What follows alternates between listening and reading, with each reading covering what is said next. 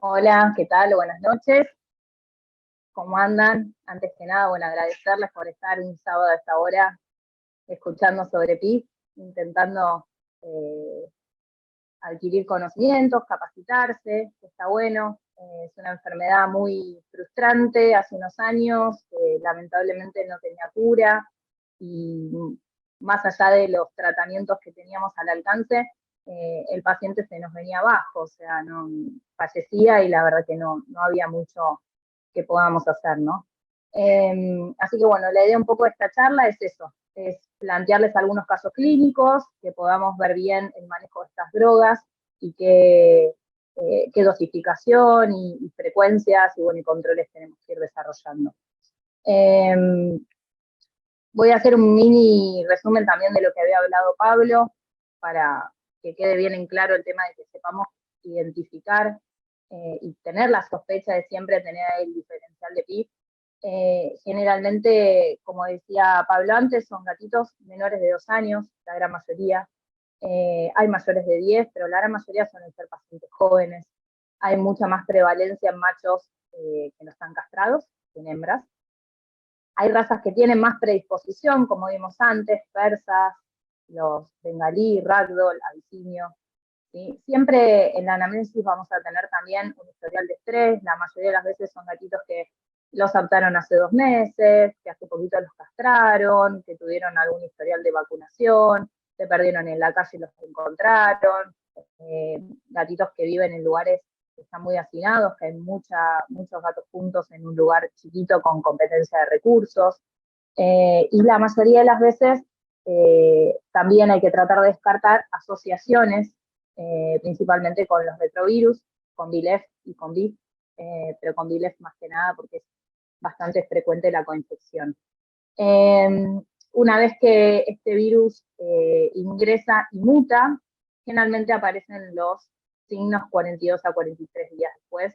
Va a depender un poco de, como hablaban antes, de la respuesta inmunológica, o sea, de si es un paciente que tiene una respuesta inmune un poco más fuerte o el virus eh, hace más efecto, ¿no? Y suelen presentar cuadros mucho más fuertes y aparecen mucho más rápido.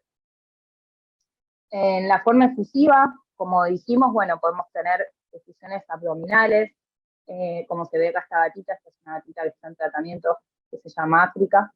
Eh, Fíjense el abdomen, la distensión abdominal que hay, se llega a ver ahí en la pancita, la ictericia también de su piel. Por otro lado, no sé muy bien, pero estaba bastante el pelo abierto, las patitas con bastante pérdida de musculatura. Eh, Esta es una gordita que se llama Omelet, mamita que tiene 3 meses. Ya había empezado, este era los 4 días de que empezó el tratamiento con el GS. Ya tenía esas ganas de comer, pero fíjense lo que es esa pancita y lo que son las piernitas, ¿no? O sea, son pacientes que vos los ves y están súper caquéticos, con muy poca masa muscular y así todo la pelean. Y después, bueno, tenemos también efusión pleural, que no sé, por ahí no es tan frecuente, pero está. Obviamente van a cursar con síntomas respiratorios, taquipnea, respiraciones más restrictivas, disnea. Hay pacientes que cursan con las dos formas, tienen colecta pleural y ascitis, y también puede haber colecta pericárdica e hidroceles. ¿Sí? Hace poco me tocó indicarle ya la castración a un gatito que pasó por el tratamiento de GS y había tenido una forma húmeda, con mucha cantidad de líquido y que tenía una hidrocele muy marcada. Y me contaba la cirujana que, una lástima, pues esto no se pudo documentar, no se sacaron fotos, pero costó mucho la castración, porque me contaba que estaba lleno de adherencias, mucha vasculatura, costó mucho el tema de la castración, que una castración de macho suele ser algo bastante más sencillo. Me dijo, fue bastante complicado por, evidentemente, la secuela que fue dejando, ¿no? Entonces hay cosas que después uno va viendo, eh, ahora que vamos viendo, digamos, la otra cara después del PIF. Así que bueno, eso me parece interesante también para tenerlo en cuenta. Y acá les presento otro gatito que es Pepe. Esto fue el día que empezó el tratamiento. Fíjense el pelo abierto, la pérdida de masa muscular, la panza, la debilidad, súper desganado, pobre gordo. Y después es muy notable cómo va mejorando. En la forma no exclusiva o seca, ¿sí?, que van a prevalecer signos neurológicos. Un gatito joven que presenta sintomatología neurológica, lo más probable es que sea un PIF, ¿sí? Obviamente tenemos que descartar que no estemos frente a un DILEF, que no es una toxo, pero la realidad es que la mayoría de las veces son cuadros de PIF. Entonces, son pacientes que van a cursar con ataxia. Ahora después les voy a mostrar unos videitos. Ataxia, nistagmo, inclinación de la cabeza, cambios de comportamiento, tienen actitudes mentales, caminatas compulsivas, estados como estuporosos, pueden tener paresias o parálisis también, y hay pacientes que hasta pueden presentar convulsiones. En el caso de problemas oculares, vamos a tener precipitados queráticos. Bueno, uveitis es como, digamos, un síntoma ocular, un signo ocular, pero que realmente tenemos que buscar otra causa. O sea, nos tiene que prender ahí la lamparita de alarma y tenemos que empezar a buscar que hay algo más sistémico que está pasando, ¿sí? Alguna inflamación sistémica. Puede ser alguna enfermedad viral, puede ser un DIF, un DILEF, un TIF, pero tenemos que empezar a buscar que sí hay una afección ocular, pero que viene con otro origen. Desprendimientos de retina, cegueras parciales, ¿sí? Este es un gatito que presentaba una uveitis en el ojito derecho, y después se ve la evolución como se terminó formando ahí un coágulo de filina que quedó en la cámara anterior del ojo, pues eso se fue disolviendo, pero respondió muy bien también con el tratamiento. Vamos a tener pacientes que cursan con renomigalias, ¿sí? Siempre hacer los diferenciales, y tenemos también presentes los linfomas renales asociados con BILEF. Vamos a tener muchas veces insuficiencias renales en estadios bastante avanzados, donde hay como mucho daño a nivel renal, con elevación de tanto urea, creatinina. La insuficiencia hepática también va a estar manifiesta en muchos pacientes, con ictericia, con elevación de enzimas hepáticas, que suelen ser la mayoría de las veces no muy severas, pero solemos tener elevación de GPT, de GOT, eso después en la parte de diagnóstico lo vamos a ir viendo.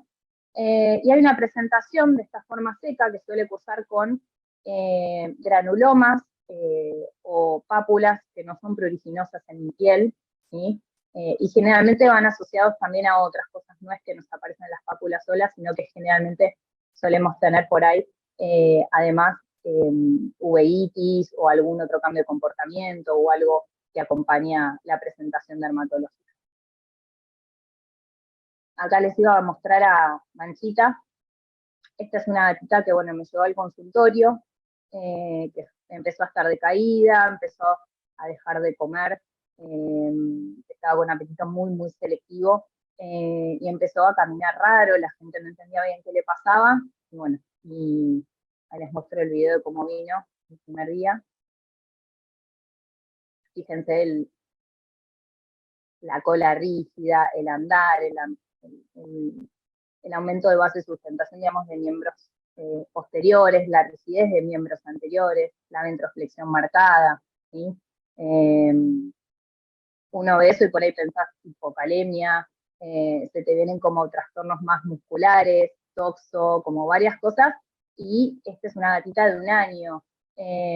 A su vez venía con otras alteraciones en sangre, que ya venía con unos estudios previos, y decidimos arrancar con el tratamiento con GS, mientras esperábamos también los resultados de las virales, que después resultaron negativas, y el potasio estaba perfecto, el análisis de sangre fuera de eso estaba bastante bien, pero sí tenía alterada la relación albúminas globulinas y la tenía en 0,36 el ratio. Este fue el día 1, y esto es a las 48 horas de iniciar el tratamiento con EGS. Fíjense la actitud, nada que ver, las pupilas, la posición de la cabeza. Ahora van a ver mejor cómo es la caminata. Todavía tiene una pequeña dificultad en el andar, pero la verdad es que la cola más relajada, los miembros más relajados, la verdad que fue bastante notoria la diferencia con solo 48 horas. ¿Sí? Realmente los tutores están muy contentos y fue evolucionando muy bien. Acá hay otra pacientita, India, de 4 meses, que además entre los signos que tenía neurológicos, tenía una uveitis bilateral y un retraso marcado del crecimiento, estaba muy bajita en peso. Esto fue el primer día de tratamiento, este videito me lo mandó la tutora. Fíjense la inclinación de la cabeza, bueno, ahí se estira, pero la forma en la que camina, tenía también una ceguera, ¿sí? Se llevaba las cosas por delante. Como va pisando toda cautelosa, despacito tanteando el piso. Y empezamos con ella con una dosis de GS de 15 miligramos por kilo cada 24 horas. Y les voy a mostrar al tercer día de tratamiento cómo estaba India.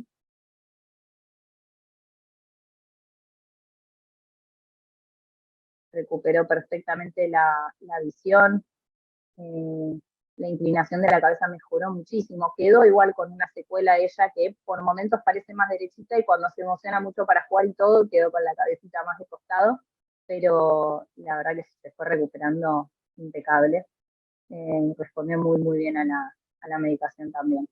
Pero fíjense esto de los poquitos días de diferencia, ¿no? Que hay entre una imagen y otra. Realmente el cambio es muy rápido. Esta es otra gatita que es Chloe, que tiene 2 años y medio, y bueno, tuvo una afección también ocular, empezó ahí, como decíamos, con esto del cambio del iris, ¿no? De color. Siamesa, ojos celestes, empezó con un ojito ahí derecho, que se le empezó a poner más verde, y la gente la llevó a consulta por eso, porque no entendía qué le estaba pasando. La llevaron a un lugar que le indicaron un colirio, y no fue teniendo buena respuesta porque fue avanzando a los 2 ojos. Le hicieron ahí después unos análisis de sangre y todo, y ahí me llega a mí para consulta. La realidad es que también tenía una alteración del ratio de albúminas globulinas, y ya tenía los 2 ojos. Así que bueno, empezó con un tratamiento, una solución oftálmica, y a poquito fue recuperando el color de los ojitos y obviamente la actitud. Empezamos con una dosis de 10 miligramos por kilo cada 24 horas de GS. Así que nada, preciosa la gorda.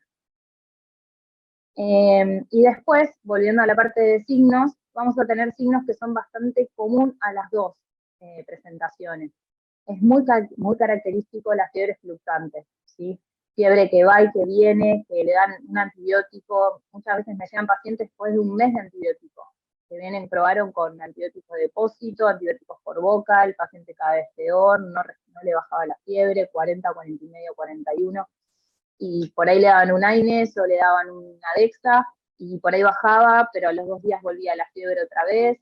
Y son fiebres que se dan sin focos infecciosos, no hay una neumonía, no hay una peritonitis séptica, no hay, digamos, otras cosas que nos puedan justificar esa temperatura.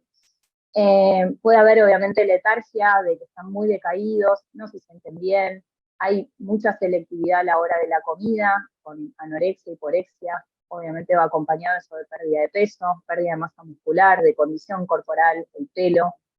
Es muy marcado también el crecimiento lento. A veces veo muchos pacientes que cuando pregunto de la edad, yo los miro y digo, tiene 45 días, 2 meses, y me ha llegado, por ejemplo, un pacientito, un bengalí de 5 meses pesando 1,100 kg. O sea, un bengalí que se supone que tiene una raza muy grande, pesada y todo, 1,100 kg. Era un bonsai, muy chiquitito. Entonces también eso, el crecimiento, la pérdida de peso, estas fiebres, todo eso tiene que ir inclinándonos a pensar en los diferenciales del tipo. Ictericia y bueno, y linfadenomegalia también, que suele haber muchas veces abdominal, pero a veces son linfonódulos externos que están aumentados de tamaño. A la hora del diagnóstico, que esta es la parte desafiante, ¿sí? Para los que necesiten, después les podemos pasar las guías que se actualizaron justo el año pasado para todo lo que es diagnóstico de PIF por la Asociación de Felinos. La realidad es que lo que se plantea un poco en esa guía, este cuadro, este gatito como de ladrillitos que uno va formando, es un poco la idea, ¿no? El diagnóstico de PIS se va a basar en tratar de juntar la mayor cantidad de pistas y de estudios que uno puede ir haciendo que todos nos concluyan en qué sentido. Entonces son diagnósticos que se basan por exclusión, básicamente, de otras enfermedades. Entonces, vamos a tener, se llama esto de construir este índice de sospecha de ladrillo a ladrillo, o sea, de ir sumando como puntos para terminar de confirmar un tip. Entonces, vamos a tener por ahí estudios de análisis de líquido de punción, pérdida de peso, fiebre, linfonódulos, uveitis, PCR, distintas cosas que nos van a ir ayudando y nos van a ir orientando para poder llegar al diagnóstico. Pero tengamos en cuenta esto que ahora, bueno, lo vamos a ir detallando un poco más. Esto quería también hacer bastante hincapié en tengamos diferenciales, ¿sí? Hoy en día pasa mucho que hay una colecta abdominal o una colecta torácica y ya sí, como que pasamos al otro extremo, ¿no? Por ahí de no sospecharlo tanto a que sea el primer diferencial. Y por ahí no tenemos pacientes que tienen muchos síntomas que uno pueda decir que es una peritonitis. A veces nos pasa que solamente hay un líquido y por eso un paciente que tiene BILEF y tiene un linfoma, o que tiene una colangiopatitis, una pancreatitis. Las pancreatitis suelen dar effusiones pleurales muy, muy parecidas a una PIF. Lo mismo las neoplasias, más que nada los linfomas mediastínicos, suelen dar colectas que son muy, muy parecidas. Una de las grandes diferencias que vamos a ver es que se van a ver linfoblastos seguramente, pero después el líquido es muy proteico, es amarillo, ya tiene las características muy, muy parecidas a una PIF. Como hablábamos antes, también descartar la infección, la coinfección con retrovirus, BIF y BILEF, y toxoplasma, que la toxo también nos puede dar síntomas muy parecidos, neurológicos, oculares, respiratorios, ¿sí? Otra de las cosas es descartar insuficiencias cardíacas. También hay pacientes, me han llegado pacientes de por ahí 12, 13 años con colectas pleurales y es un paciente que tiene una cardiopatía y el líquido es medio parecido, pero por ahí es más un trasudado, pero también nos puede dar muchas veces cardiopatías, incluso pilotórax. Entonces, bueno, siempre tener dentro de estos diferenciales también las cardiopatías, los piotórax, los pilotórax, y por último y no menos importante, la rabia, ¿sí? A la hora de tener pacientes con sintomatología neurológica, la rabia también tiene que ser un diferencial y tenemos que evaluar si este gatito está vacunado, si tuvo algún contacto últimamente con algún murciélago, si hubo alguna circunstancia por ahí que nos haga sospechar en una rabia. Así que tener siempre esta lista a mano está bueno para ir tachando y descartando enfermedades muy, muy parecidas. El diagnóstico, vamos a tener principalmente análisis de sangre. A nivel hematológico, ¿qué vamos a encontrar? Generalmente encontramos leucogramas de estrés, y vamos a encontrar una neutrofilia marcada con linfopenia. También vamos a tener pacientes que cursan con anemias leve a moderadas, suelen ser anemias normocrómicas, pero regenerativas, ¿sí? No suelen ser por déficit de hierro. Y van a cursar con microcitosis generalmente, o sea, tamaños chiquititos. También está escrito anemias inmunomediadas, no es muy frecuente, pero puede ser. Un estudio rápido que podemos hacer en el consultorio es mezclar en un porta una gotita de ETA con 2-3 gotitas de solución fisiológica, homogeneizamos y colocamos una gotita de sangre del paciente y ponemos un cubre y lo miramos con al microscopio, ¿sí? Y ahí lo que se van a ver principalmente van a ser los glóbulos rojos que se van aglutinando, que van formando como racimos, ¿sí? Eso no hay que confundirlo con la pila de monedas, es otra cosa diferente, pero bueno, es un estudio dentro de todo rápido que uno puede tener a mano para diferenciar si estamos con alguna anemia inmunomediada. Después a nivel bioquímica, ¿qué vamos a tener? Lo más relevante siempre es todo lo relacionado a las proteínas, ¿no? Algunos pacientes pueden tener hiperproteinemia, pero por ahí no pasa en todos, ¿sí? Pero la mayoría suele tener hiperglobulinemia, o sea, tenemos las globulinas aumentadas y hay veces que podemos ver la albúmina disminuida. Lo más importante también es remarcar la relación albúminas-globulinas, ¿sí? Cuando tenemos pacientes que esta relación nos da más de 0,8, generalmente es muy poco probable que estemos frente a un PIB, ¿sí? Ahora, si tengo un paciente que la relación me da menos de 0,4, posiblemente estemos frente a una PIB asociado a otros signos, ¿sí? Porque hay otras enfermedades también como Bifobilev que nos pueden dar hiperglobulinemia o enfermedades inflamatorias más crónicas. Entonces, no es patognomónico, pero es bastante sugerente. Por eso volvemos a hablar de este gatito de ladrillitos, es ir sumando, bueno, tiene globulinas altas, tiene proteínas altas, tiene el ratio bajo, ir sumando signos, ir viendo, tratando de descartar, digamos, los diagnósticos diferenciales. Podemos hacer también una corrida electroforética. Dentro de las globulinas, ¿qué fracción va a ser la que está aumentada? Generalmente es la fracción gamma, que puede ser una gamapatía poli o monoclonal, ¿sí?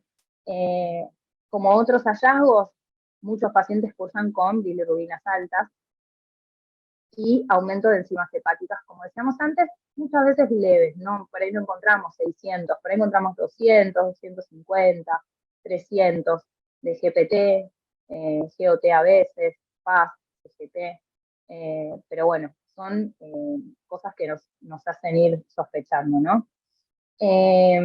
A nivel serología, que este es todo un tema, hay muchos laboratorios que aún siguen ofreciendo como servicio la serología de PIB. La serología de PIB, la realidad es que no existe, ¿sí? Lo que existe es la detección de anticuerpos del coronavirus entérico. Es el virus que va al intestino. El paciente que a mí me da positivo a este kit no me quiere decir que tengo una PIB. Quiere decir que tuvo contacto con el coronavirus entérico y nada más. La mayoría de los datos, arriba de un 80%, son positivos al coronavirus. Entonces, que yo tenga este test positivo, la verdad es que no me dicen mucho. Y a su vez, hay un 10% de gatos que cursan con PIB y puede ser negativos a esta serología.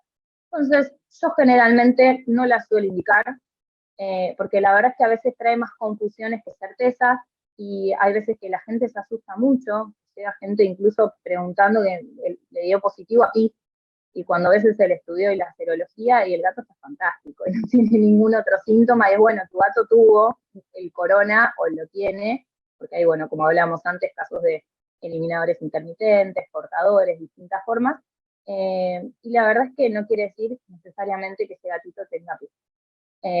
Entonces, ténganlo, hay gente que quiere hacerlo y yo les explico todas las limitantes que tiene el estudio, si la gente o el tutor lo quiere hacer, se puede hacer, pero la verdad es que a veces no está muy aconsejado por el valor diagnóstico que realmente tiene la prueba, ¿no? Y después, el análisis del líquido de punción, cuando tenemos húmedo, tanto efusión pleural como abdominal, es un estudio que es bastante importante porque nos permite diferenciar varias enfermedades en un mismo estudio. ¿Qué podemos hacer? Cultivos, citología y análisis físico-químico del líquido de punción. ¿Qué es importante de esto? Que remitamos las muestras de forma correcta, ¿sí? Si vamos a mandar un cultivo, podemos mandarlo en la misma jeringa estéril en la que sacamos el líquido, se puede mandar. Ahora, si yo voy a mandar citología o físico-químico, yo ya tengo que enviar la muestra de otra manera, porque muchas veces los líquidos son muy ricos en fibrina, generan coágulos, secuestran células, las muestras no siempre son muy representativas. Entonces, las proteínas nos dan bajas por ahí, tiene un coágulo de fibrina importante, entonces es importante que las muestras las remitamos de forma adecuada. ¿Qué vamos a hacer? Vamos a agarrar un tubito de hemograma con esta, vamos a colocar 1 mililitro de líquido de punción, vamos a agarrar un tubito de suero sin ningún anticoagulante y vamos a colocar 1 o 2 mililitros del líquido, y de esa forma vamos a remitir eso al laboratorio, ¿sí? Para que podamos hacer un buen conteo de células y veamos bien las características de este líquido. ¿Este líquido cómo va a ser? Va a ser un líquido amarillo, color claro, espeso, ¿sí? Son líquidos que son muy proteicos, suelen tener proteínas mayores a 3,5, y de esa cantidad de proteínas, más de la mitad suelen ser globulinas. Entonces también podemos mandar a hacer relación albúminas-globulinas del líquido de punción. Son líquidos que a su vez van a ser muy poco celulares, no van a tener mucha celularidad. Entonces, en este caso, nos va a permitir diferenciar de, por ejemplo, el linfoma. Porque ya les digo que los líquidos son muy, muy parecidos, y la diferencia va a radicar principalmente en que se vean células tumorales o no. Y un estudio que también podemos hacer en el consultorio, que es bastante práctico, es el test de Ribalta. El test de Ribalta, ¿para qué sirve? Lo que hace es coagula las proteínas y nos ayuda a diferenciar si estos líquidos son ricos en proteínas o no. Entonces, ¿cómo hacemos el test? Vamos a agarrar un tubito de ensayo, vamos a colocar 8 mililitros de agua destilada, una gotita de ácido acético, ¿sí? Y vamos a colocar una gotita del líquido para que caiga y veamos si esta gotita cae entera a través del tubo o no, ¿sí?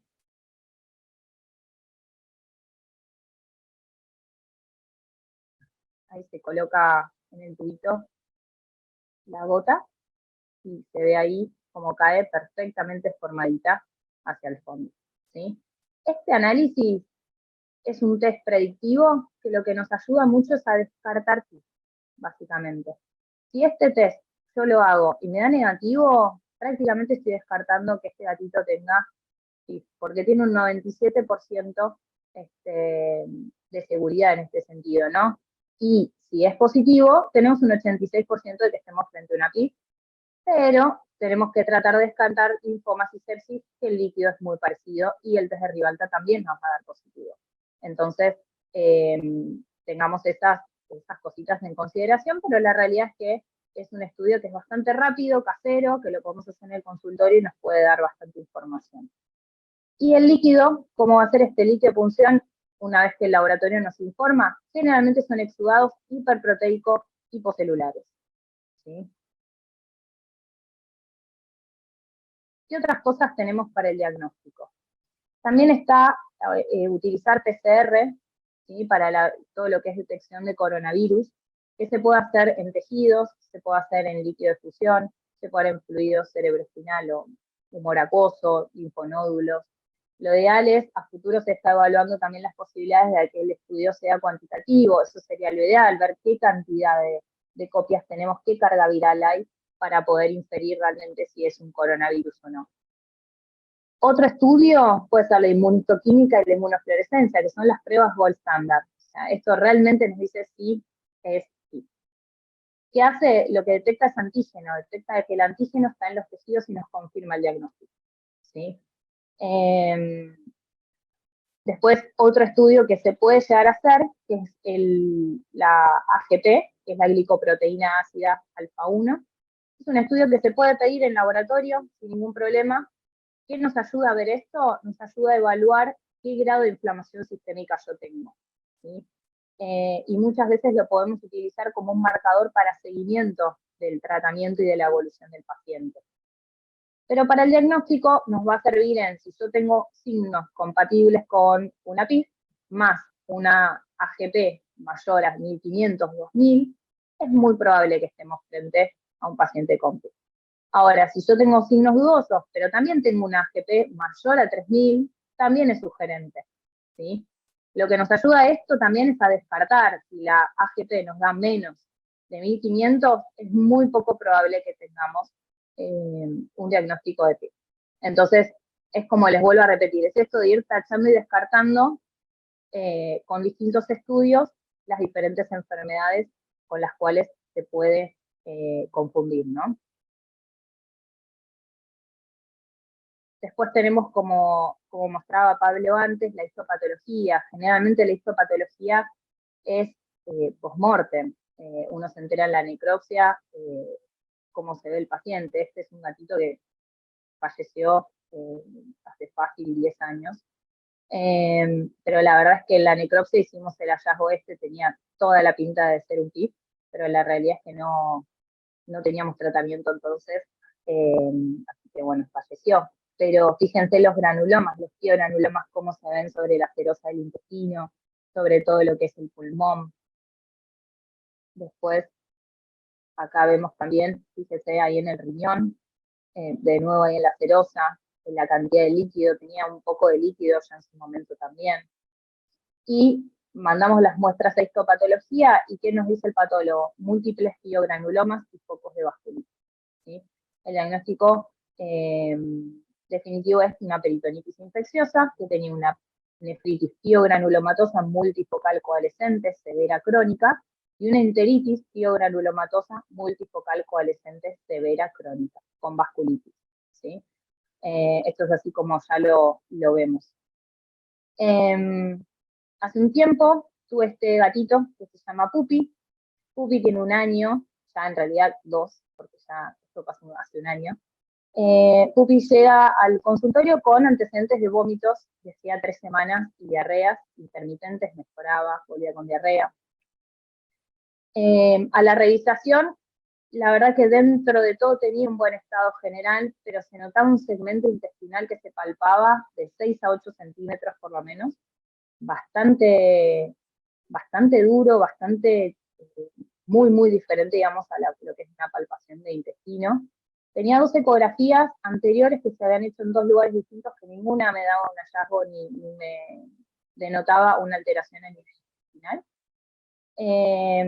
A Pupi le hice bifibilé por inmunocromatografía y por PCR, y ambos me dieron negativos, porque un gatito joven hizo palpo eso en intestino, lo primero que pienso es acá debe haber un bilé. La realidad es que como los días posteriores a la consulta empezó con más vómitos frecuentes, se decidió por ir a una laparotomía exploratoria, y en la cirugía nos encontramos con esto, con este segmento de intestino, no sé si se llega a ver bien los focos blanquecinos, ¿sí? Sobre toda la serosa del intestino. Todo esto se tomó muestra para biopsia, y se tomó muestra de un ganglio que se mandó también a analizar, y el patólogo nos informa, bueno, neutrófilos, macrófagos, células linfoides, vasos sanguíneos con necrosis fibroide y, digamos, vasculitis, y nos pone como diagnóstico diferencial una peritonitis piogranulomatosa. Este es un gatito que estaba con PIF, y la realidad es que no tenía ningún otro síntoma más que los vómitos y las diarreas. De peso, dentro de todo se mantenía, no cursaba con fiebre, no cursó con alteración del ratio albúminas globulinas, no tenía hiperproteinemia, no había ningún otro hallazgo más que esa masa sospechosa en el intestino, que cuando nos llegó el informe del patólogo, la realidad es que no lo podíamos creer. Pero Pupi empezó el tratamiento y después fue evolucionando, la verdad que es súper favorable, y ya se castró, ya se dio de alta toda, así que está súper bien, pero quiero que se lleven de este caso hay cosas que uno hoy en día va aprendiendo y va viendo formas de presentación que por ahí no son tan de libro y no son tan sugerentes de una PIB, y tiene que estar igual nuestro diferencial ahí, ¿no? La realidad es que fue una gran sorpresa, y bueno, igual una súper alegría el poder lograr que se cure y que normalice. No tengo la ecografía de control, pero después de la ecografía de control que hicimos al día del alta, el intestino estaba normalizado, o sea, no quedó nada, no tenía una alteración de capas, de estratos, o sea, la estratificación estaba conservada, ganglios normales, no tenía líquido libre, la verdad que impecable como evolucionó. Entonces, lo que quiero que se lleven de esto es, utilicemos el tratamiento como una herramienta diagnóstica, ¿sí? Muchas veces nos pasa que perdemos tiempo, y es como tenemos un paciente sugerente, una imagen que por ahí tenemos ahí la idea de que puede llegar a ser un PIF, y nos pasa que, bueno, hacerle una ecografía, no esperamos el resultado del PCR, o no, fíjate que primero le vamos a dar un antibiótico. Entonces, yo lo que les vengo a proponer acá es, utilicemos el tratamiento, el GS, como una herramienta más, o sea, como les mostré al principio, donde yo tengo un paciente que tiene esos síntomas, y yo, que es un tratamiento a las 24, 48, 72 horas, yo ya tengo signos de mejoría, baja la fiebre, empiezan a comer, empiezan a estar animados, juegan, la gente vuelve como a recuperar ese gatito chiquitito que tenía antes de enfermarse. Entonces, no perdamos tiempo en pedir estudios complejos. Me han llegado pacientes con síntomas neurológicos que le pidieron una resonancia, un gatito de por ahí 8 meses. Tratemos de utilizar esto antes de por ahí pasar estudios mucho más complejos, ¿no? Y más si hablamos de pacientes jóvenes. Entonces, aunque sea, se les propone a los tutores hacer un tratamiento inicial de 7 días y ver un poco la respuesta que tenemos en esos días de evolución, a ver cómo responden. Si no es un PIB, no vamos a tener ninguna respuesta. Yo a todos los tutores les explico lo mismo. Si esto no es una PIB, es lo mismo que yo le aplique solución fisiológica. O sea, vos no vas a ver ningún cambio y al contrario, se va a seguir desmejorando porque no le estoy dando un tratamiento adecuado. Pero no tiene efectos colaterales, entonces, digamos, no interfiere ni con BIF, con BIF, con DILES, no tiene interferencia con otras enfermedades, entonces no hay posibles mejorías como cruzadas, digamos, ¿no? Así que ténganlo en cuenta como una herramienta, la verdad que está muy bueno poder utilizarlo, y más de una vez se van a sorprender de casos que por ahí uno lo utiliza como último, ¿viste? Recurso, y decís, arranco, a ver qué pasa, y el paciente empieza a mejorar, y era una PIP. Entonces está bueno tenerlo también como posible diagnóstico. ¿Qué tratamientos teníamos antes de todo esto nuevo, no? Antes que usábamos prednisolona, dosis inmunosupresoras muy altas, a veces teníamos que dar antibióticos por enfermedades infecciosas concomitantes, citostáticos, ciclosporina, ciclofosfamida, o sea, todos inmunomoduladores, vasodilatadores se utilizaban, interferones, antivirales no estaban muy recomendados, pero hay casos que se habían utilizado. Todo esto hoy en día quedó obsoleto, ¿sí? El tratamiento que empezamos a utilizar, los nuevos tratamientos que tenemos, como dijimos antes, es el utilizar SS, ¿sí? Es un antiviral que lo que nos va a hacer es no va a inhibir la replicación viral. Como vimos antes, es un profármaco, es la fracción activa, del profármaco Remdesivir. Y la tasa de recuperación es altísima. La mayoría de los pacientes que empiezan el tratamiento se recuperan. Y los que no se recuperan, o no era una PIC, o llegamos tarde al tratamiento, ¿sí? Porque muchas veces llegan pacientes, uno arranca y a la noche fallecen, o al otro día. Entonces ahí lamentablemente no había margen para poder recuperar y esperar el efecto del tratamiento, ¿sí? El tiempo de tratamiento, ¿cuánto vamos a hacer de tratamiento con EGS? 84 días, ¿sí? Es el tiempo que se estudió en el que se vio que al dar el momento del alta no presentaban prácticamente recaídas los pacientes, ¿sí? Que son 12 semanas. Terminado este tratamiento, se continúan de 12 semanas, o sea, 84 días de nuevo, de un periodo de observación, en donde hay que estar atentos a posibles recaídas, ¿sí? Que ese paciente no vuelva a presentar síntomas, que no presente fiebre de nuevo, que baje de peso, que presente síntomas neurológicos, ¿sí? Las dosis, como vimos antes en algunos casos, va a depender de la presentación que sea. Si es una presentación húmeda, si va a ser una presentación seca, ¿sí? Estas dosis van a ser, si las ven, son más altas por ahí que las que indicaba Pedersen en su momento, pero del 2019 para acá se fue viendo que se necesitan dosis un poco más altas para lograr mejorías y no tener tanta tasa de recaída. Las dosis que se utilizan son de 8 a 10 miligramos por kilo cada 24 horas, siempre subcutáneo. Para lo que es PIP seco o, si no, ocular, 10 miligramos kilo cada 24. Si es neurológico, de 12 a 15 miligramos kilo cada 24 horas, ¿sí? Si tenemos pacientes muy críticos, me llega un paciente prácticamente comatoso, que vienen respirando ya mal o que vienen con una sintomatología neurológica muy marcada, está descrito una dosis de ataque de hacer la dosis cada 12 horas por 3 días, ¿sí? Y después, donde empieza a haber una mejoría, se baja cada 24 horas, ¿sí? Así que podemos utilizar como dosis más altas de ataque, digamos, para tratar de controlar un poquito más rápido la enfermedad. Hay formas de presentación, yo ahí puse una que es la de Phoenix for Cats, que es una de las marcas que ahora después les voy a nombrar. Inyectable, puede ser ampollas que vienen de 15 miligramos por mililitro, y también vienen comprimidos de 15 miligramos por comprimido o de 30 miligramos por comprimido. Recuerden que para lo que es vía oral, el GS, la absorción es mucho menor, se absorbe entre un 40 y un 60% menos. Entonces las dosis que tenemos que utilizar vía oral son más altas. Entonces lo que tenemos que hacer es duplicar la dosis. Si yo tengo un paciente con un PIF húmedo y empecé con 10 miligramos kilo, y porque no se banca los pinchazos, porque la verdad es que se complica mucho inyectarlo ya, le duele o pasa distintas cosas, podemos pasarlo vía oral, pero la dosis que vamos a utilizar va a ser de 20 miligramos por kilo, ¿sí? Entonces vamos a duplicar la dosis para lograr que podamos mantener la misma concentración de la droga en sangre, ¿sí?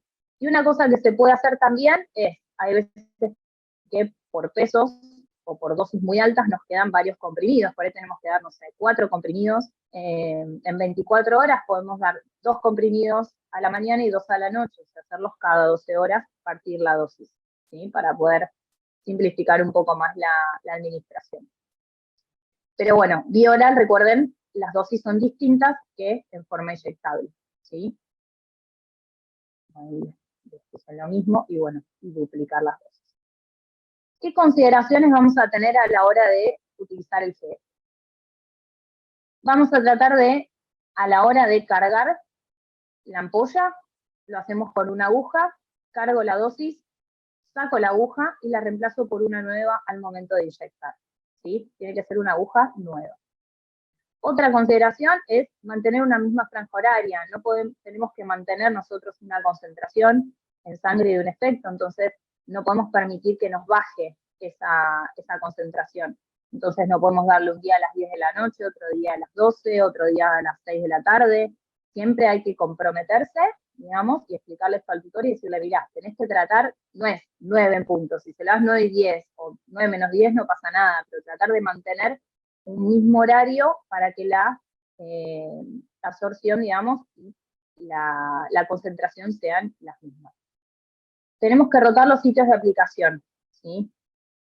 Tratar de dar un día del lado derecho, otro día del lado izquierdo. Hay con muchos tutores que hacemos la regla memotécnica de día par, bueno, día par lo damos del lado derecho, día impar lo damos del lado izquierdo. Entonces uno va teniendo como eso, de bueno, un día y un día, y ya uno se va como acostumbrando. Al momento de aumentar las dosis, siempre tratar de hacerlo de a 2 miligramos por kilo por vez, o sea, si yo estaba con 10 miligramos por kilo, lo subo a 12, ¿sí? Y se puede subir hasta 5 miligramos por kilo también, pero bueno, generalmente se aconsejan que los aumentos se vayan haciendo graduales, ¿sí? Para ir viendo un poco la respuesta y la necesidad del aumento de dosis. Es súper importante que pesemos semanalmente al paciente. Si no lo pueden traer a la clínica, lo pesan en la casa. Se compran una balanza, le piden a algún familiar, es importantísimo. No podemos permitirnos fluctuaciones en las dosis, ¿sí? Tenemos que tratar de que la dosis, si partimos con 10 y va bien, mantener 10 hasta el final. No puede ser que hay veces que por ahí uno hace el cálculo, la gente no pudo venir, entonces de golpe subió de peso porque nada, perdió líquido y recuperó masa muscular y está más gordito, y por ahí empezamos con 10 y cuando hacemos el cálculo nos da, no sé, 8, 8 y medio, 9. Bajó la dosis, no podemos permitir que la dosis baje, ¿sí? Entonces, el pesaje semanal es súper importante acompañado del ajuste de dosis, ¿sí? ¿Qué vamos a hacer de controles? Vamos a hacer controles, si se puede, siempre está bueno antes del tratamiento, para ver de dónde partimos, qué parámetros tenemos alterados, y después se hacen controles a los 30, a los 60 y antes del día 84, que sería la alta clínica, ¿sí? ¿Qué controles vamos a hacer? Generalmente acompañamos un hemograma, una bioquímica con enzimas hepáticas, urea, creatinina, todo lo que es proteína. Hay veces que las corridas electroforéticas a veces están buenas, pero a veces demoran 10 días, 15 días en que nos den un resultado, entonces a veces es más engorroso, pero bueno, puede ser una forma también. El AGP, como dijimos antes, también puede ser una forma de controlar y sumarlo por ahí a los controles durante el tratamiento. Y también, si es necesario, hacer controles ecográficos, porque muchas veces los pacientes vienen, como dijimos antes, con ascitis. Entonces tenemos que ir viendo la evolución y que ese paciente antes del mes ya no tenga más líquido, que se haya reabsorbido todo ese líquido libre, que no haya ganglios, que todas las alteraciones ecográficas que teníamos vayan mejorando, ¿sí? También es súper importante que creemos un ambiente amigable a la hora de la aplicación, ¿sí?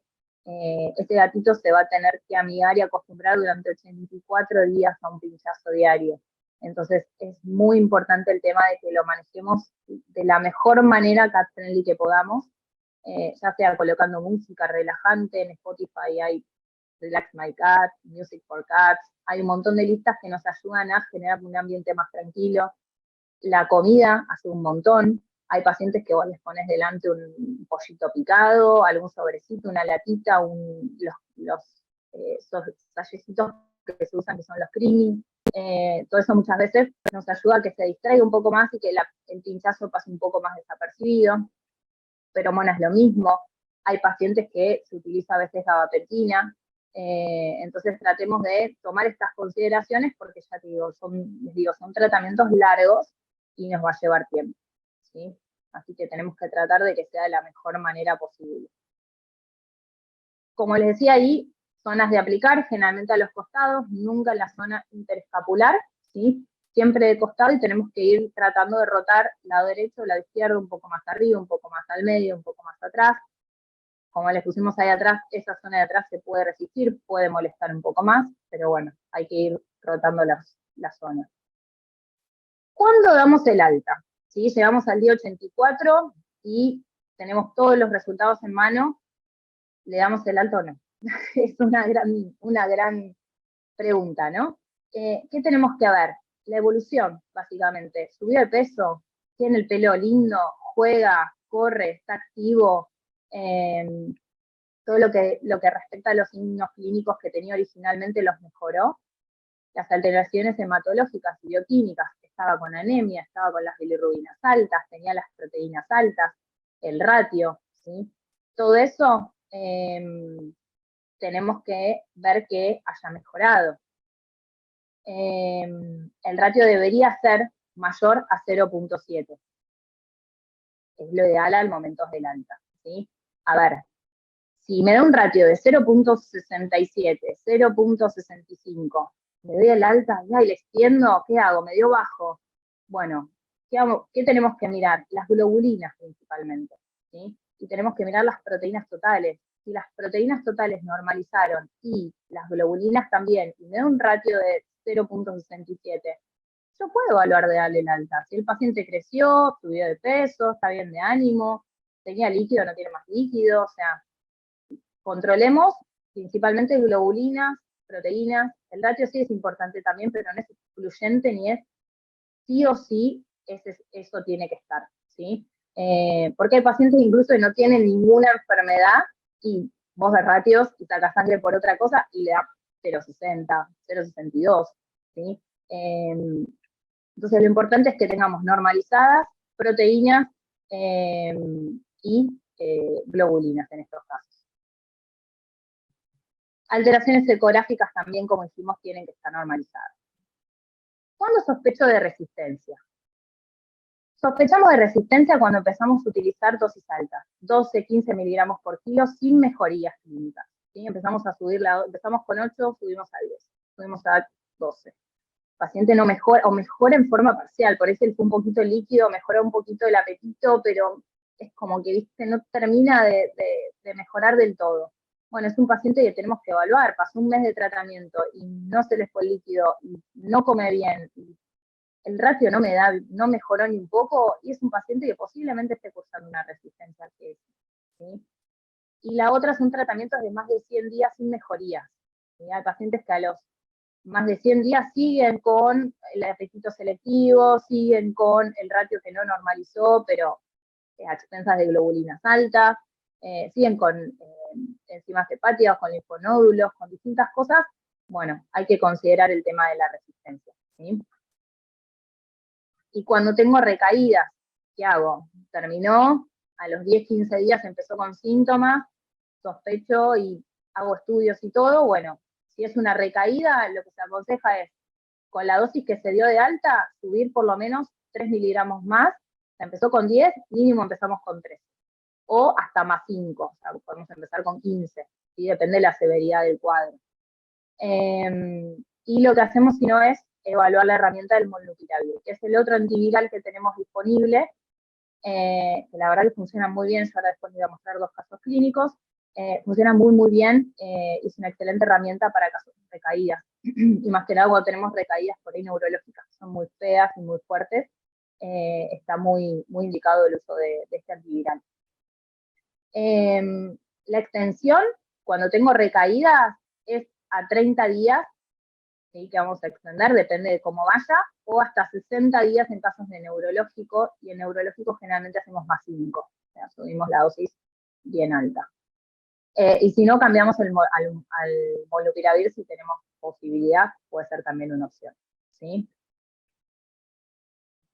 Cosas que no se recomiendan en el tratamiento con EGS, básicamente. ¿Qué nos recomendamos? El uso de fluoroquinolona, enrofloxacina, ciprofloxacina, levofloxacina, marofloxacina, o sea, ninguna de esas se indican en tratamiento junto con el EGS. Más allá de que la enro tiene una posible toxicidad para el gato y no debería utilizarse como tal, habiendo tantos antibióticos disponibles, igual, si uno lo piensa, no debería utilizarse junto con EGS. La lisina, evitar todo lo que sean vacunaciones, castración, situaciones de estrés en el momento del tratamiento. Me ha pasado que me preguntan que en el medio del tratamiento la gente justo tenía planificado unas vacaciones y lo quiero dejar en un pensionado. No, se tiene que quedar en su casa, tenemos que tratar de mantener el ambiente y todo de la mejor manera posible para que ese gatito no se estrese más. O sea, está cursando una enfermedad en donde el estrés es bastante importante. Entonces, minimizar eso al máximo. Cosas que sí podemos utilizar corticoides, sí los podemos usar. Un periodo corto y por ahí para forma inicial tratar de estabilizar el paciente si amerita. Si no, podemos utilizar AINES, el meloxicam es excelente para en gatos, o la dipirona, que también suma un montón como efecto analgésico, así que se pueden utilizar. Podemos utilizar cefalosporinas, betalactámicos. Todo lo que es antiparasitario interno y externo va a depender de la situación. ¿Se pueden usar? Sí, se pueden usar. El tema es que tratamos de hacer el menos manoseo posible durante el tratamiento. Entonces, si tengo un paciente que larga una tenia chiquitita y no tiene diarrea, está subiendo bien de peso, está animado, podemos esperar de última la alta, pero si no, también lo podemos desparasitar, ¿sí? Así que todo va a depender de cómo esté cada paciente en particular, ¿no? Ahora, esto que les puse acá es como re importante, lo remarqué antes, pero lo vuelvo a remarcar para que quede bien, bien claro. El tratamiento va a depender de la gravedad del cuadro, pero por sobre todo del seguimiento que vayamos haciendo del paciente, controlando peso, controlando dosis, viendo evolución y mejoría de los signos clínicos, ¿sí? La subdosificación, que es eso vaya fluctuando, que les decía, de que sube de peso de golpe y nos quedamos atrás con la dosis, lo que nos va a llevar a la larga es una resistencia y un fracaso terapéutico. Que ese paciente posiblemente tenga una recaída o que tenga una resistencia y yo tenga que extender tratamiento o probar otra droga diferente como el molnupiravir. Entonces, es clave que vayamos haciendo un buen seguimiento bien de cerca de cada paciente en particular, ¿sí? Descartar siempre coinfecciones, como vimos antes, BIF, BILEF, micoplasma, toxo, ¿sí? Efectos colaterales del GS, la verdad es que como per se de la droga no hay una toxicidad descrita, o sea, se ha utilizado dosis muy altas y la verdad es que no ha tenido efectos. Sí, lo que tiene es que las aplicaciones son dolorosas, si bien se fue mejorando muchísimo la fórmula y al principio eran tremendas, ahora se súper tolera, pero siguen molestando un poco a la hora del pinchazo, y que pueden aparecer algunas lesiones por vasculitis o en el sitio de aplicación. Por eso es importante esto de cambiar la aguja, de pinchar y que no caiga líquido sobre la piel, o sea, controlar esas cosas y explicarle bien a los tutores cómo sería la forma de aplicación. Acá les puse 2 casitos, este es Coqui, que al inicio del tratamiento y al final, con su hermano. Ahí están las 2 fotos, la verdad que divino. Y este es Ragnar también, que es otro pacientito también. Del antes y del después, fíjense lo que era en la carita de antes, a la izquierda. Los ojitos rasgados, las orejas caídas, los bigotes caídos, fruncido el cachete, o sea, se sentía claramente muy mal. Y después lo que fue en la evolución del tratamiento. Entonces, esta imagen y esto creo yo que vale la pena. O sea, vale la pena intentarlo y meterse, involucrarse y poder ayudarlos. Bueno, el otro tratamiento que hicimos antes, el molnupiravir, perdón si me estoy extendiendo un poco. El molnupiravir se reserva puntualmente, como hablamos antes, para casos de resistencia, en lo posible, ¿sí? O para casos de recaídas. Tiene excelentes resultados. La verdad es que he trabajado con varios pacientes con el molnupiravir y es muy bueno. O sea, pacientes con recaídas, que vamos a ver y todo, muy severas, con resultados muy rápidos. Acá en Argentina hay 3 distribuidores, ¿sí? Uno es Clinic for Cats, que ahí les puse la página de internet, otro es Lucky y otro es Curapif. Los 3 se pueden utilizar, lo único que Curapif demora un poco en mandar a veces la medicación, porque a veces tarda 10 días en que llegue. Los otros 2 están acá en Argentina directamente, entonces las compras de la medicación son muy rápidas y generalmente en 24 o 48 horas ya uno tiene la medicación. Les dejo también, para que por ahí les puedan pasar a los tutores, que está muy bueno, es un grupo que se generó de tutores que pasaron por tratamientos de PIF, que se llama PIF Argentina. La verdad se hizo una hermosa red de contención para tutores, gente donde se comparten las rifas, se hacen rifas para comprar ampollas y donarlas a distintos gatitos en tratamiento, así que la verdad es que hacen un trabajo hermoso, hermoso. Así que bueno, se los pueden pasar a los tutores que estén pasando por eso, para que se sientan también acompañados, ¿no? Porque es un proceso largo, tanto para el gato como para los tutores también. Bueno, y para ir cerrando, les quiero presentar 2 casos clínicos que me parecieron muy buenos. Uno es un caso de resistencia y el otro es un caso de recaída, ¿sí? Para que puedan verlos más ejemplificados. El primer caso de resistencia es de Tai Lung, es un gatito macho de 8 meses que cursaba con un tif húmedo, tenía mucha distensión abdominal y un poco de líquido pleural también. Acá les voy a mostrar un video de cómo estaba Tai cuando empezamos el tratamiento. Fíjense esto de las caritas, ¿no?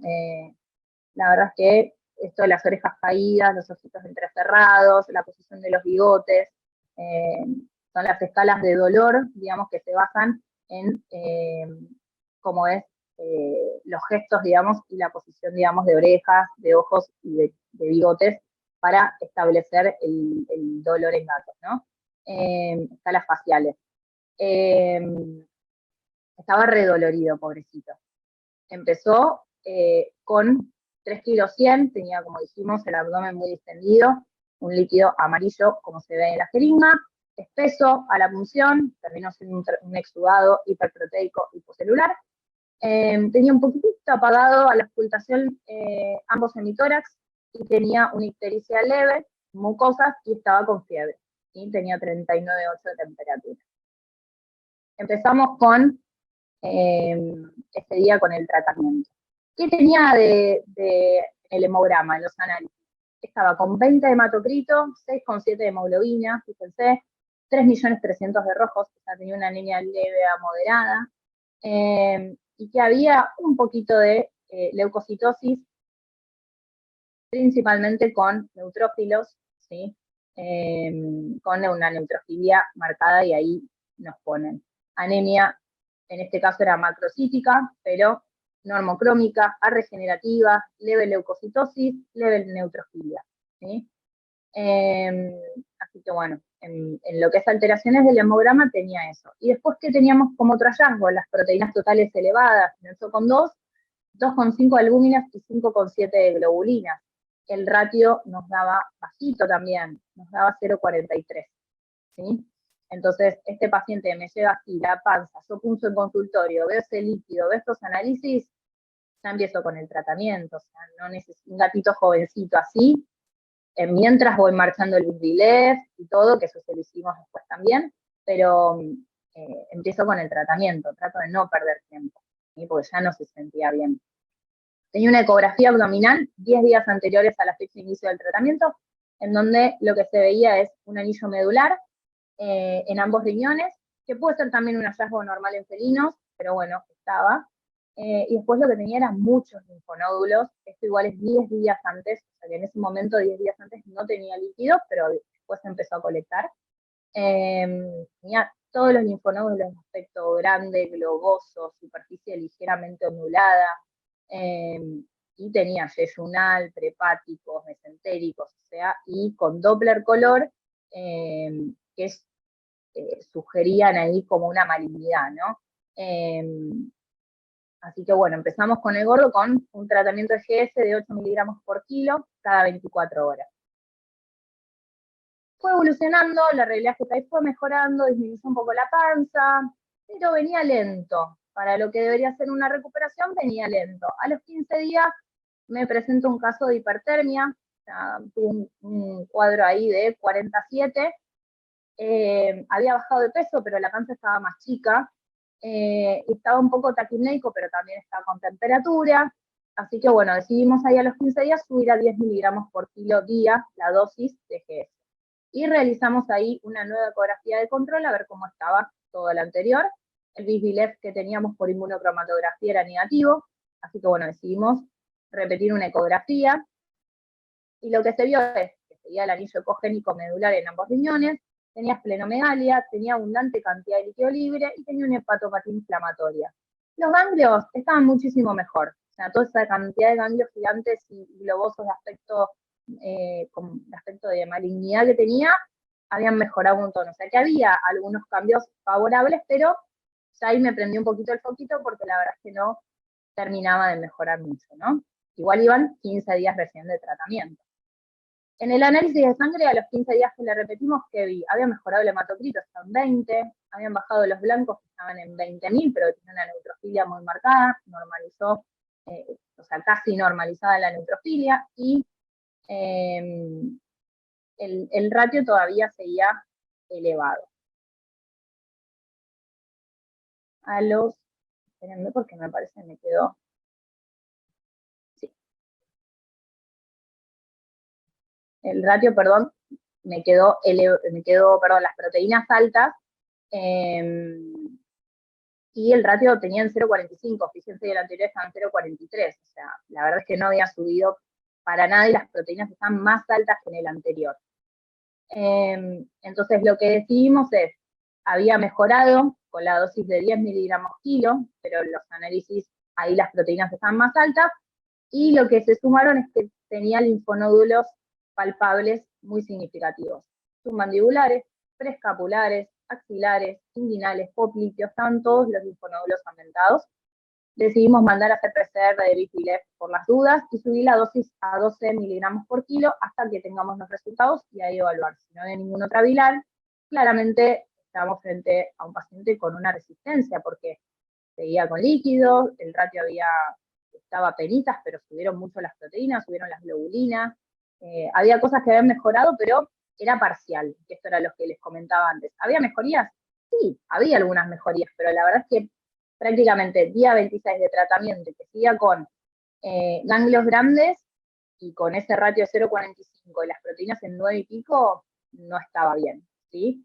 Entonces, llegaron los resultados, día 34 de tratamiento, PCR negativos, pasamos directamente al molnupiravir. Fíjense el estado de él al día 34, es un paciente que tiene todavía pérdida de masa muscular, líquido prácticamente no había, pero seguía con un poquitito de líquido y los ganglios muy grandes, entonces decidimos pasar completamente al molnupiravir.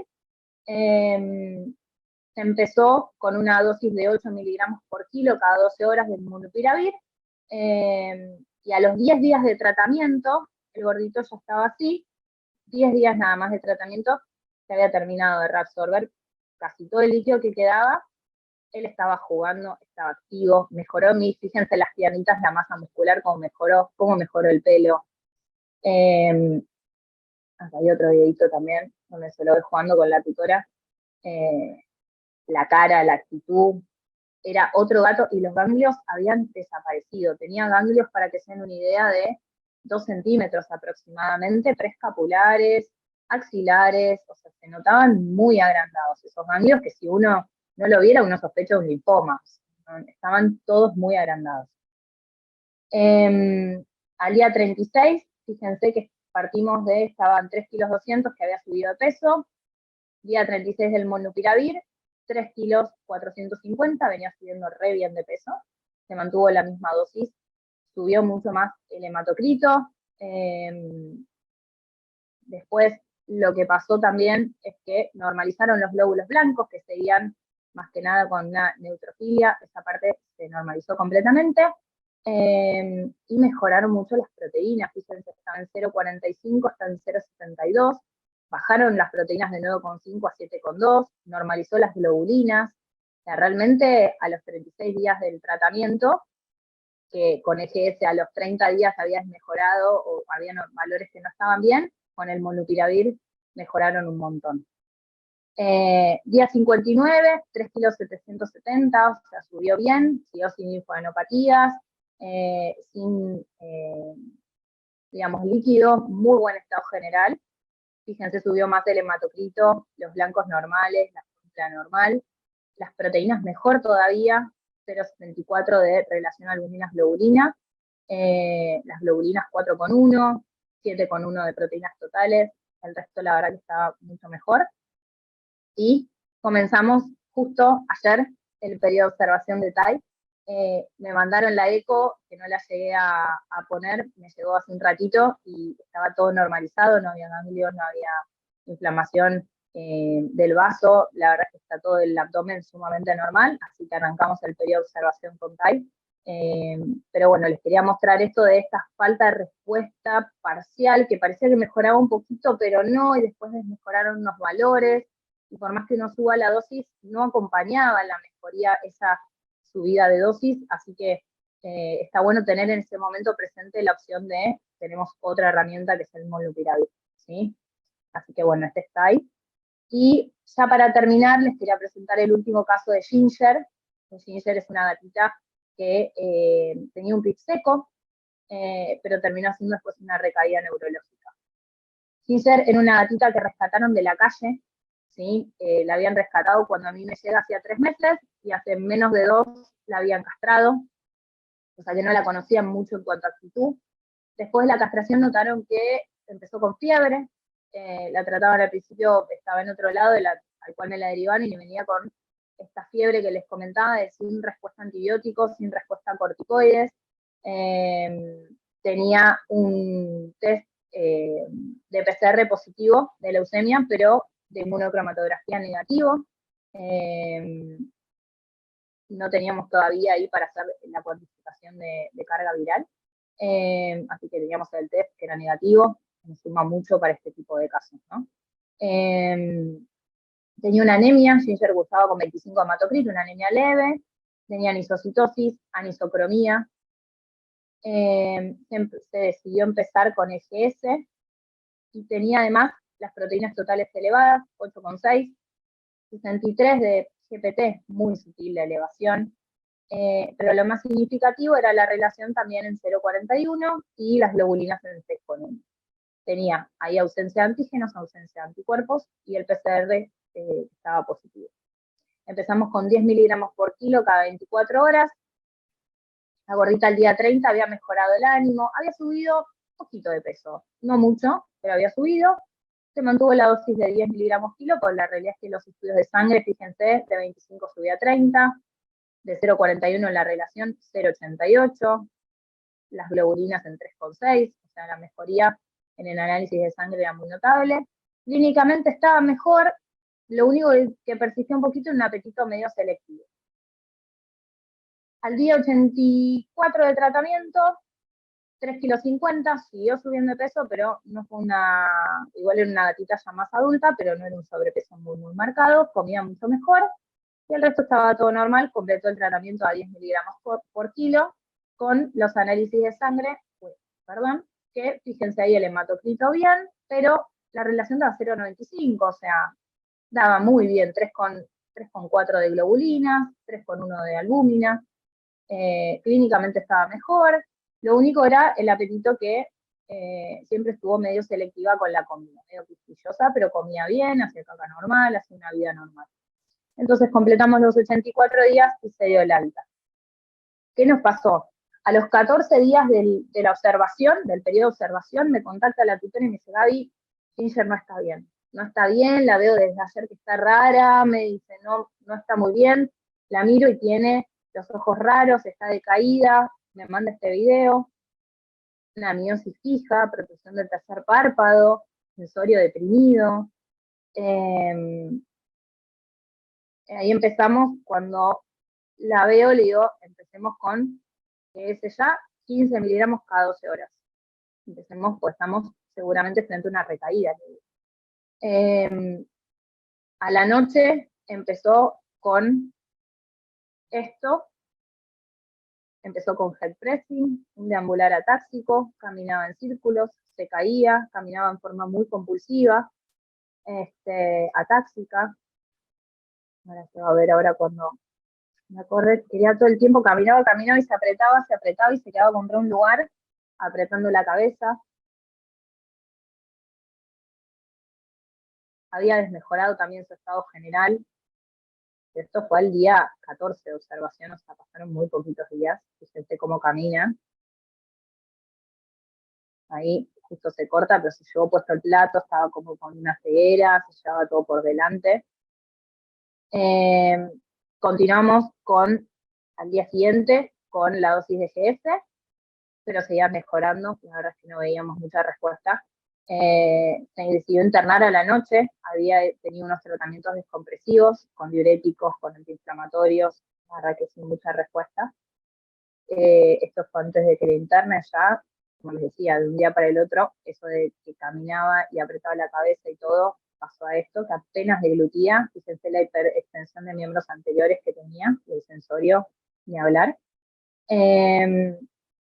Cuando ingresa a la internación, ingresa hipotérmica, hipoglucémica, deshidratada, ¿sí? Se intenta estabilizar. Al día siguiente empezamos con el molnupiravir, decidimos empezar a 10 miligramos kilo cada 12 horas. Se le colocó después una alimentación por sonda porque no podía comer por voluntad propia, la paciente estaba comatosa, sin estímulos, no respondía a los tratamientos descompresivos que se les fueron realizando. De hecho, la internación donde la internaron, Gaby se muere, no la vemos bien, no mejora, está muy mal. Y la venía estaba re angustiada, le digo, probemos, veamos, esperemos, a ver cómo responde. Empezamos con el molnupiravir. A la noche regularizó la temperatura y la glucemia, esta parte ya estaba mejor.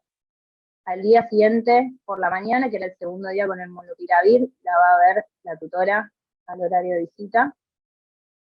Y, bueno, tenía la sondita ahí. Fíjense un poquitito mejor la hiperextensión de miembros, levanta la cabeza, intenta moverse, ¿sí? El sensorio estaba deprimido, pero había normalizado más las pupilas. Pero bueno, pequeños cambios se fueron viendo en 24 horas, ¿sí? Estaban re contentos, fíjense que se intenta mover un poquito. El día anterior estaba muy, muy mal, la gorda, muy mal. Por la noche, trata de incorporarse y empieza a comer por voluntad propia. Eso es algo que no lo podía tener. Me mandaban los videos y me explotaba el corazón. Comiendo por voluntad propia, más incorporada, un poquito más en decúbito external.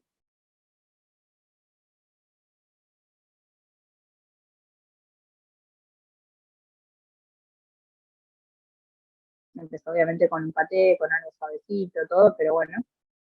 A la mañana siguiente estaba mucho mejor, tenía todavía una dificultad para desplazarse, pero con la gente de internación con la que hablé me dice, Gaby, para mí está para externar, está bastante bien, estaba muy inquieta, así que se decidió externar y obviamente seguimos con el molnupiravir. Los análisis de sangre que se le realizaron, fíjense, no tiene ni una alteración, la relación albuminas-globulinas nos da 1. O sea, las enzimas hepáticas estaban bien, las bilirrubinas normales, el hematocrito normal, los blancos, la fórmula normal, no había neutrofilia, no había linfopenia, a nivel del análisis, la verdad es que no había ni un signo de recaídas. Fue todo muy rápido y muy neurológico de golpe. Esto es a la tardecita cuando la externaron, que se fue a la casa, fíjense, está incorporada, tiene sus temblores y tenía una inestabilidad, o sea, no pasó nada, pero habían pasado apenas 48 horas de que estuviera en coma, sumamente estuporosa, sin poder moverse, a estar incorporada y comiendo por voluntad propia. ¿Sí? Fíjense cómo camina. Falta, obviamente, se le va en coordinación del tren posterior, está bastante inestable. Se intenta desplazarse, caminar. Él estaban llamando con una de la tita, por eso venía caminando la gordita. Muy bien. Día 8 en molnupiravir, prácticamente normalizada la sintomatología neurológica, había subido de peso, estaba comiendo con todas las ganas. Fíjense incorporar, fíjense la cara, cómo mejoró. Se rasca. Ahora al final de la rascada se siento que tambalea, pero ahí va. Pero súper bien a 8 días de tratamiento. Fíjense cómo camina.